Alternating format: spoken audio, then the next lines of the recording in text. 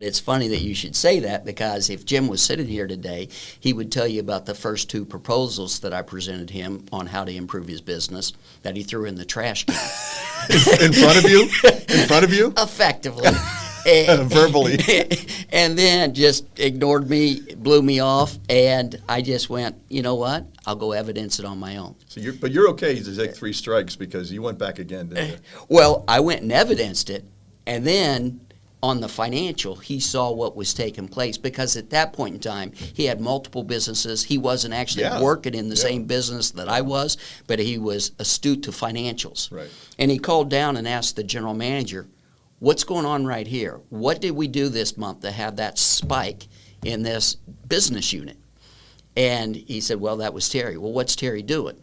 He says, I don't really know, because I didn't really explain what I was doing. And the general manager was smart enough to say, as long as this guy's generating sales and it's honest, it's ethical, let him do what he wants to do. So now I had Jim's attention. So this time I wrote him another proposal. The 3rd strike, here it comes. And he invited me to come back in. But as any, well-perceived, and that's the wrong word, well-prepared salesperson would do, they sold the sizzle, not the steak.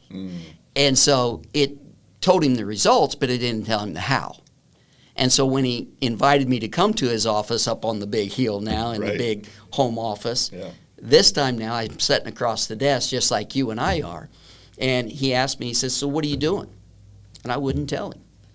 I just said, I'm increasing sales. I'm driving revenue. I'm doing something that's never been done before. Then he asked you again. And he asked me again, and then I said if I could duplicate that for all the branches, because that was right before we were getting ready to form Service Experts, the first publicly traded heat and air conditioning company. Story. And then I said, if I could do that for all your branches, would you want to duplicate that? There's only one answer. Yeah. And he kind of laughed, because he knew, okay, I pressed this guy 3 times, and he said no 3 times effectively. Yeah, he's not cracking. And so then he gave me the opportunity. He said I could make the decision, Terry, on whether, and my objective was to become the national training director for Service Experts, and I knew we were going public. And he said, I'm trying to keep overhead low. And he said, I can make that decision. I'm not going to make that decision.